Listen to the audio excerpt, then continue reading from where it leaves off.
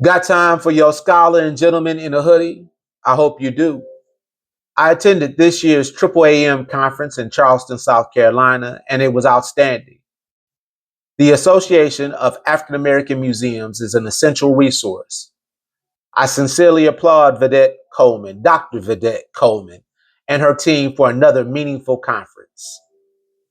The theme, Voices of Democracy, was timely, especially with all the rhetoric to abridge our rights, roll back our advancements, and devalue our history. I sat down with a few colleagues to explore how they are managing through the current social climate and much more. My name is Shakia Gillette Warren. I am the Executive Director for the Black History Museum and Cultural Center of Virginia. Thank you for Full transparency, it is a beautiful challenge. I think that is the best term to describe it. In times like this, where in my lived experience, I've only read about them in books.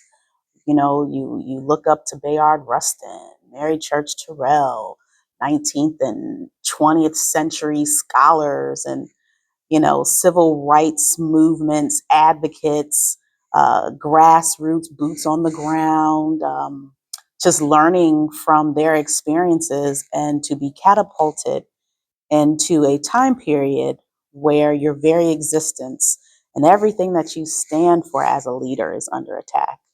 Um, and I say that it's a beautiful challenge because it has unearthed things in me that I didn't know I had in me. I know that they were instilled in me, but they hadn't been activated in a way that they are now activated. I feel like I have always been an activist in my museum practice and my public history experience. But now it is in motion. We've been here before, and so we use the tools that we were using before. It is not like Black history has always been front of mind or in your history book or in a place. Like, we have always had to be the people promoting the history. It's always been us. And I think, especially with 2026 being the 100th anniversary of Negro History Week. So, from a brother who was basically told, you don't have history worth recorded, until he started trying to record it, Carter G. Woodson. It's always been on us. I was having a conversation recently with somebody, and we were lamenting, scholarship stuff and messing around with people getting Pell Grants for school and things. And she was like, back in the day, nobody was getting any grants.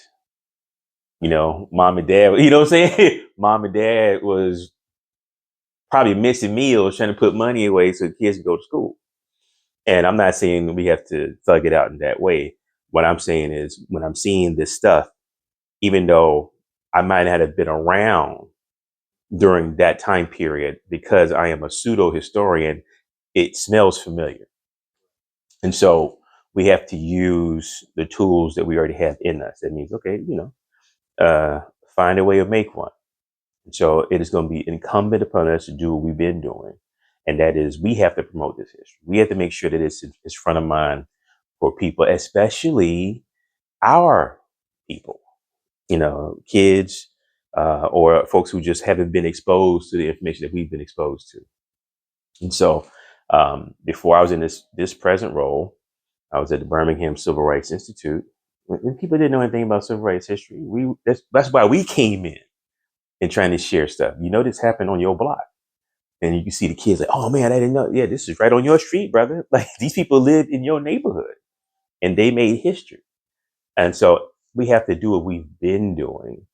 Now, what's happened is we probably got comfortable in certain spaces. And that's usually what happens. And I think this level of discomfort, it needs to put us back into the realm of, oh yeah, okay. We know how to do this. We know how to do this because we've had to do this. And so that's where we got to be. So get back in our bag. Yeah, we have to get back in our bag. it's in our toolbox already.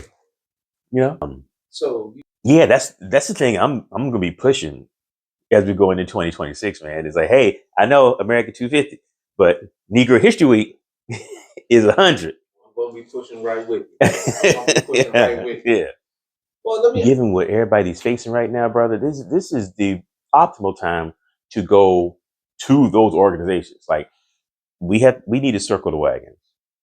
Um, if you're going to try to yank funding from HBCUs, then we need to make sure that we give funds to HBCUs.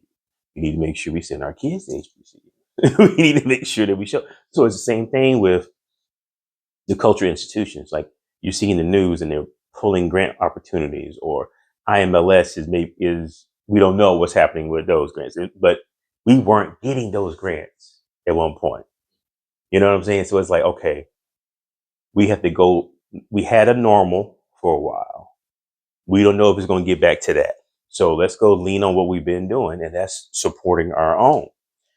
And I think it's incumbent, it is imperative, if we have Black culture institutions, museums, cultural centers, we got to show up. Every time they do a program, man, we need to be there. We need to be. Now, the organizations need to do outreach. So I'm not going to put it all on, because if they don't know you exist, you can't get mad if they don't show up. So we need to be in neighborhoods like, hey, we're up the street. Did you know we were up the street? Did you know 2 blocks away there's this cultural center that does X, Y, and Z? This museum over there. It's a Black museum. We have to get out there and do that. I think, again, it's a comfort. We've gotten too comfortable, man. Too comfortable. And the things we used to do, we got to get back on doing some of that stuff. Like one of the reasons that I think the space I was at earlier was so successful, or what we were doing in the education department was so successful. Man, we just pop up. We pop up in the neighborhood. We're talking, and y'all having a community. We want a table. And we out there doing this. Hey, come down. We right downtown. We right downtown. And even the things we're doing in Mitchellville now, if the community is doing something, I want to make sure we have a presence. I want to make sure they get comfortable with us. And it might take a minute. Oh wait, yeah, Mitchellville. Okay, yeah. They was out at the school last week. They doing something. All right. Well, let me go see what's going on over there. You're saying it's more that grassroots. It's grassroots. It's probably even more critical. We're gonna get in the mud. We're gonna get into the soil. We got to get in the mud. The cats always like to say, "I got it out the mud." Well, you might have to get back in there. You know what the mud feel like. We know what the mud feel like. So if you got to get back in there for a second, guess what? It's familiar. And I think we just got to get less comfortable and more familiar with what we've been doing. I mean, how else are people going to know? Like, I can't. My story for this organization, Historic Mitchellville, it's in no history book. So, it's not. There's scholarship, but there's no. You can't go anywhere and be like, "Here's a chapter on Mitchellville." I got to build that. So I already know that's where I'm starting from. I got to make an assumption that nobody knows. Now increasingly now, oh yeah, I heard of y'all, but I got to act like nobody knows. I got to be ready with the elevator pitch. Hey, this is what we are. This is what we do. This is our website. Here's my card. Because the assumption that people are going to find out is a bad assumption. Right. You got to tell them. That's an awesome question, because I have too many selections, because there'll be different things that I want to get into, because believe it or not, my background was in art. Okay. So I was an art major. I used to. So my favorite artist of all time, John Biggers, venerated Black artist. The people who know. If you know, you know. John Biggers. I would love to sit Biggers down and just be like, or Jacob Lawrence, and just, what was it like trying to do the things, because you were taking chances.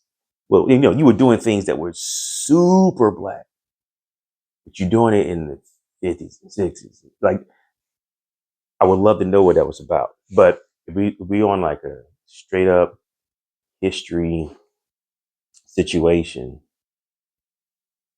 man, I mentioned Carter G. Woodson earlier. No, Carter G. Woodson, because he's coming in on some. I'm just gonna create this. Nobody's doing it. I'm gonna do it. And I would love to know what the mindset is when he's got people who are learned, who don't look like him, telling him, y'all don't even have a history word for word. Like, there's nothing that y'all, why are you even doing it? And for him to like, no, we're going to do this, and then ask about the books. I mean, I would want to sit and get his mind state, early 20th century. You coming out of like, this is post Red Summer. This is, the lynching thing is crazy. NAACP is only a few years old. Like, what was on your mind, brother?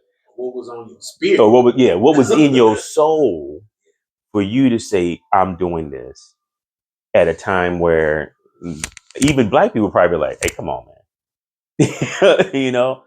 I would just love to know where his head was at. And I would like this. I would love to sit with Carter G and just be like, man, tell me. Just let me know. Yeah. With fearlessness and with authenticity, to be honest, I think we are past the time of allowing political correctness to be at the forefront of how we tell these stories. I think that with the things that we're seeing right now, more than ever, is a moment for people who have a voice to use it, and to use it without any thought to sadly who is going to offend, especially when what you're saying is rooted in truth and rooted in justice. I think that's the only thing that we can do right now, is be unapologetically honest about the reality of the Black American story from start to finish. I don't have a fear of you not liking what it is I have to say. My career started working on a historic plantation, so I had to overcome the fear of offending people very early on. So for me, I could honestly care less about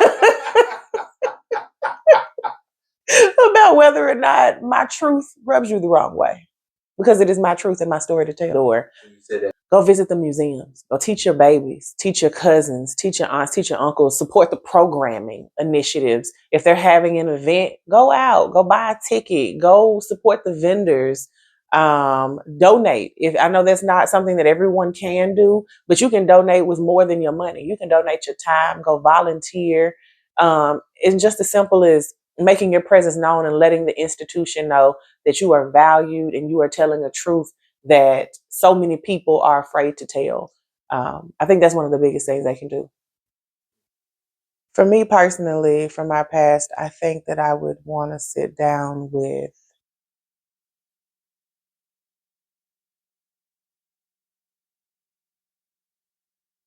I'm somewhere between Nina Simone and James Baldwin. Hey, let's talk about it. Why Nina Simone? Because she was so unapologetic about who she was and how she was. I think my brand as a historian has been the hood historian. And I did that because I know how I present. And instead of allowing people to use that against me, I owned it. And I love that she owned all of her wildness, all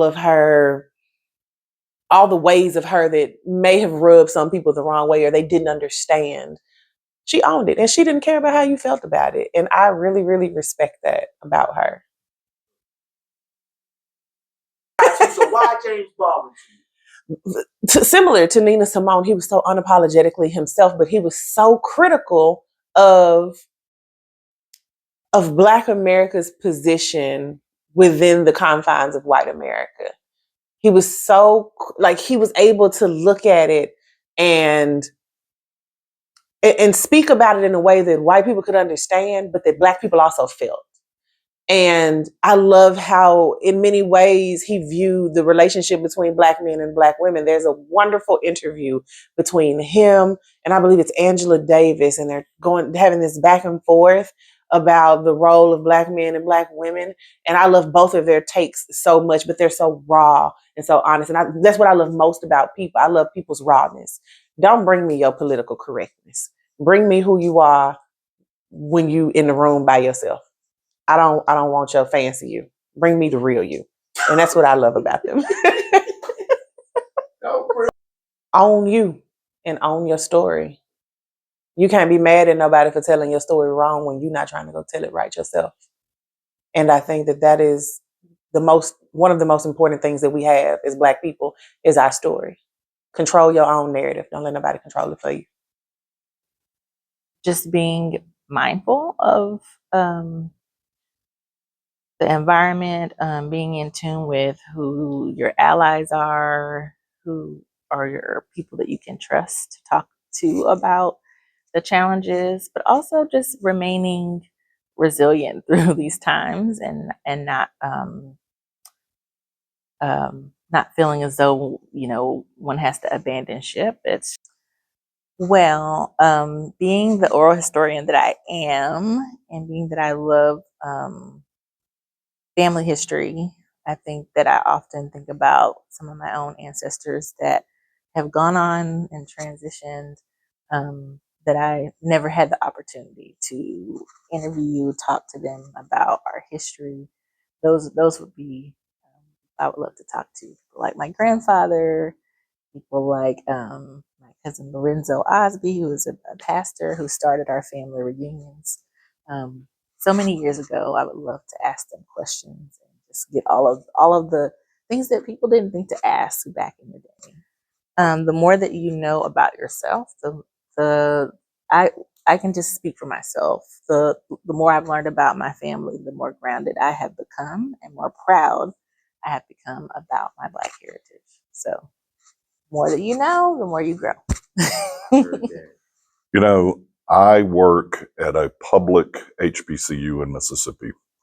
Our institutions have been under attack for a very long time. I think about where Jackson State sits today. It moved to that location in 1904. It was worse in 1904 for Black Americans, for Black Mississippians, and for the students of Jackson State when it arrived in its current location. So I try to use that to understand that the work we do has always been a challenge, and we're just going to keep doing it. We're going to keep working, and we're going to do it with excellence. And my staff understands that.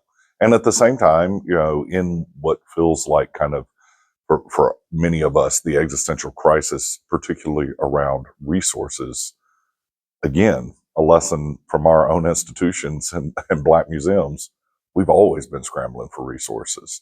And so to a certain extent, there's nothing new under the sun, and we're back here, but the way we handle it is to just keep working and to keep doing what we do and not backing off telling the truth about our history and our past. We need to show up, and we need our communities to be there, and we need to be there for our sister institutions and other organizations that are doing good work. And so being there, showing up, having their backs, and just lifting up that community. And again, that's work that this community has always done, and that the communities we've served have always supported us as best they can, even with limited resources. So, I think the number one thing is continue to show up, don't be afraid, and continue to do the work. Well, I've got an easy answer, and that would be, particularly Margaret Walker, who founded us as a Black Studies Institute in 1968, living on the same street Medgar was assassinated on. We talk about hard times and what we're facing now. This is a woman who did incredible work in the midst of great uncertainty. And in January of 1969, she hosted a Martin Luther King Day birthday celebration at Jackson State 9 months after his assassination. One of the oldest MLK Day commemorations anywhere in the country. She was doing that in 1969 in Jackson, Mississippi. So talking to her about her life and her background and what led her to this incredible career and and how she waded extremely complicated, racist, misogynistic waters to have this incredible life and career. The first strategy is deep breaths. And I have become much more rigorous in my journaling, I have noticed. And, it's cute, but it's only halfway tongue in cheek. I think for leaders of anything, leaders of museums, leaders of households, you do know that if you're not taking care of the chef, then the food is going to be terrible in that space. And I think that's hard for folks who come into the nonprofit world.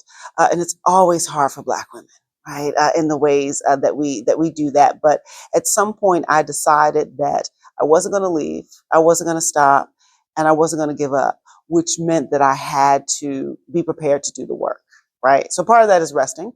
And so then the other half is, listen, budgets, budgets, budgets, and budgets, right? I'm actually trained as an engineer. I love myself a good spreadsheet. And so, thinking really about the funds, the money, but in the context of the mission, right? The programs, listening to what is powerful, what is important. And then the last thing is figuring out when to flex, actually. So this is that time when you have to figure out when and how to flex. Sometimes you're flexing with your board. Sometimes you're flexing with your media. And sometimes you're not flexing with the board and with the meeting and you're waiting. Sometimes there are ways to get things done quietly while protests are good, right? And being loud is good. But there are some times when you always want to remember, I'm prioritizing the outcome. So if this is what I'm trying to get done and I can do this and I must flex, I will. If I can do it quietly and that's the better way, I will do that too. So there are going to be two ways. And the first way is real and practical, right? Which is freedom is a lot of things, but free ain't one of them, right? And so that includes our institutions, right? So, and many people don't know this. Your local museum probably has a membership program. Become a member. Let's say that the membership is slightly out of your reach, whatever at the moment, fine. Donate $5. $15. Be cheeky. Donate $16.19. However you want, however you want to get this done, right? And for those who can, what I'm actually encouraging people to do right now is to join two museums. One right in your community and one that's farther away for whatever reason, right? We need to literally, I think, spread the wealth and the intention. And I think what folks don't understand about membership is it's not just the dollar amount, it's the actual numbers, right? When an organization has, 100 members, that's cute. You got some folks, supporting you. When an organization has 10,000 members, that's in the category of, well, come at me, right? I got 10,000 folks who say that I should be here and that this is what's important to them. And that helps us raise money, keep credibility, and keep moving in other spaces. So one, become a member of your local museum. And if you can, just one more museum that's out there. And if those levels aren't working for you, drop a dime. So that's the first part. The second part is spread good rumors. It actually makes sense. I mean, we have marketing teams or budgets. Some of us do, some of us don't. But the number one way of giving out information about a place is still the rumor mill. It's still that person to person. So, don't go through a whole week without putting some Black arts and cultural institution in your mouth, right? Say something, even if it's, I wish I could go to that. I heard this was good. Have you heard about this changed me? Those things are actually really, really important. Because in these times, in any time, but definitely in these times, folks are listening for opportunities, perhaps vulnerabilities. And when people are saying good things about a place, it does stick. I'm paid to say good things about my place. So it makes a real difference when someone who is not a part of my team, but a part of my community says good things about our place. And that'll be true about any museum or arts and culture institution you want to support. And it would be Toni Morrison. It would be Toni Morrison. There are lots of folks in history, and when you think about history, like, oh, if I was there, I'd have been her road dog, or I could have rode and sort of done those things. Toni Morrison is the one person whose shoes I can still not imagine. Not even stepping anywhere near. I just want to look at the shoes. And it started out because of the brilliance of her writing. There's such energy. You know, part of my life is as a poet. Now I'm always like, I can tweak somebody's stuff. Not Sister Morrison. I was like, I got nothing. I got nothing. But so there was just something there. There was an energy um, that spoke to me even before I knew or really understood the history. And then as I began, watching her speak or documentaries, I realized what she was doing, that she was literally writing about Black people for Black people to Black people. And if other people read it, so be it. But that was neither her concern nor her issue. And at the time I was like, okay, that's cool. That's cool. And then I started to understand my history and understand how problematic that was, right? To go to a publisher and be like, this is my audience right here. Like, and to get this pushback and this feedback and folk asking for you to be more inclusive in your writing, and her saying, no, that's not just what I'm doing here. Like, I don't have any issues with that. And so that was the other half. And then that explained to me how I was feeling some things. But then the thing that makes me want to sit down with her, right? This is all fangirl, right? I ain't got nothing to say. I ain't got nothing to ask. Just sign my books. That is all fangirl. It is when I learned that she was actually the editor for many of the other Black writers that I was a fan of, right? That she worked at the publishing house. And I won't say the name, but it's one of the major ones because I just can't remember. And I didn't know that, right? I didn't know she was an editor. I didn't know she was putting that. And none of these writers sound like her, right? These are all amazing writers. And so I would want to ask her how she, as such an amazing writer, managed to be an editor and bring out the amazing writers in other people without them sounding like her, right? Listen, if she was my editor, I would not be mad at her if I came out sounding like Toni Morrison, right? I don't think anybody would. But for her to have the ability to cultivate with in her light, not necessarily in her shadow in that space. And I think it's something that every leader needs to learn and understand and kind of sit at the feet of, right? So I helped to open the International African American Museum. And so folks want to come and talk about, see what that was like, get some advice. And I'm always working to try to give advice in a way that allows them to learn from our story to create their own and not quite, sort of imitate and that way. And so I was just really fascinated that someone at that level of genius had also figured out how to activate the genius in other people without leaving any kind of imprint. Because it had not been for the documentary I saw where she talked about that, I never would have known. I never would have known that she was the editor, that she was the one back at the publishing house reading and scripting and redlining and doing all that kind of stuff. Because it wasn't about that. It wasn't about her. And also at a certain point, you just be like, woo, Toni Morrison about to edit my book. Like how, right? And she's also got to get people out of that space. And so I think for all of those reasons, I admire her writing. I admire her peace, her steadfastness, and I admire the way that she was able to create, legacy upon legacy through the way that she helped other writers. Really know, and I do think that all arts and cultural institutions have this challenge. Many nonprofit institutions have the challenge, but the challenge of succession planning for us is a really big one. And I think it's just that hustle is distracted. Like the hustle is distracted. Like, I'm just trying to make sure we open the door on Wednesday, right? So I'm not necessarily thinking about what's about to happen in 27 years. Sort of those kinds of things. But I myself actually was a product of now what I now understand was a long-term succession plan, like maybe 10 years of a gentleman who I didn't know. He didn't know me in the very beginning. I popped up in the middle. My name went in a file. This will be Dr. John Fleming. I ended up in the file. I ended up in the file. And folks like Dr. Fleming were actually intentional and deliberate. So I wasn't the only person he placed. He has been known to place folks, sort of all over the field. But like I said, it was a career long thing. It was always being on the lookout, not just for who could lead, but who needed to be reminded that they could lead, encouraged that they could lead, so that they would be ready 5, 6, 7, 10 years from now. Much appreciation to all my colleagues who made time. Due to some technical issues, portions of the conversations were omitted, but I sincerely thank all those who made time for me. To my viewers, your support for our museums is needed.